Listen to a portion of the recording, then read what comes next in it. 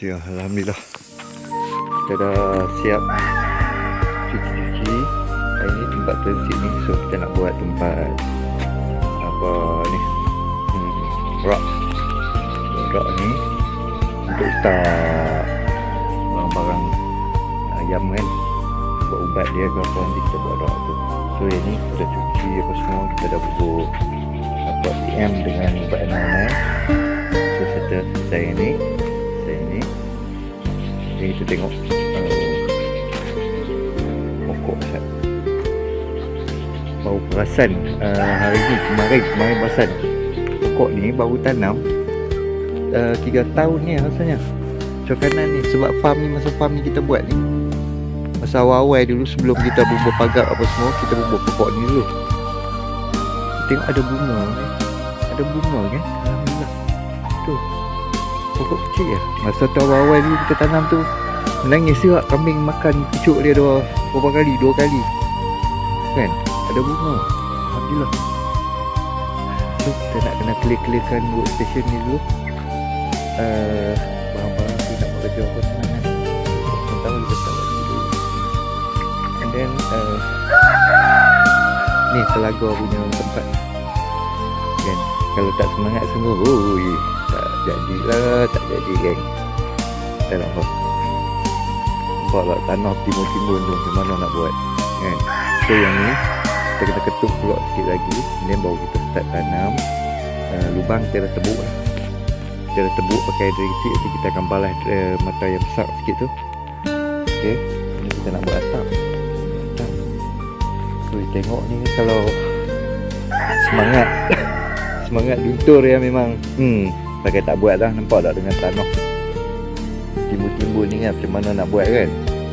Ok, ni kerja malam kan sebenarnya. Siang nanti kita tak buat lah, buat light-light kan, untuk kosong kan. So kita dah tanam dah. Ok, kita akan tarik tanah ni semua, kambui balik sampai dekat paras kok tu.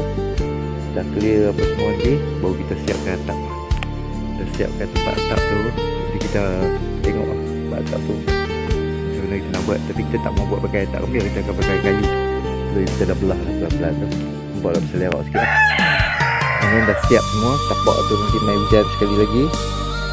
Dia dah paras tu, baru kita start ikat batu sungai tu kan. Ya, batu ya. So itu tanah orang tu ayak dah kan, ayak dah malah hujan lebat, alhamdulillah. Tu dia, nampak apa gelak memang tu. Tu ayak. Kita malah nak buka kayu ni je, sebab kayu ni memang kita buat untuk apa, protect lah daripada ayam ke orang ke. So kita buat kayu kat kemas, nanti baru kita akan buat kemas tempat tudung dia tu kan. Lagipun tak ada masalah, kat sini tak ada apa ayam ni, dengan tuan dia sendiri kan. Kalau orang takkan ramai atau masuk dalam tu kan. Nampak baiklah tu. Jadi kita buat takal tu, dah boleh cedok lah tu sebenarnya tu. Boleh cedok lah, cuma nak prepare siap ni dulu, kemas apa semua dulu. Nak kerja lepas tu tahun lebih hari ni kita akan pertama buat jalan. Ok, then kita ada projek apa, nak dapatkan kayu. Tapi tak tanya boleh, kita pacak kemas lah. Kita nak start cari kayu saiz tu lah, saiz Selagor ni, watang besar ni, dengan buat baju. Kita nak start untuk ni beban ayam muka ni. Ni saja kita biar bagi atap dia keluar kan. So kita nak start pacak ni, kita nak buat atap pakai rumput kapet. Kemas lah, lebih kemas lah, bila kita masuk pun sedap ya. Allah Akbar. Baik lah dia cuci-cuci tu, alhamdulillah. Seorang ni kena semangat semua. Nampak tak? Bagi kita kelihatan ni satu-satu. InsyaAllah, alhamdulillah. Doakan mudah-mudahan dipermudahkan.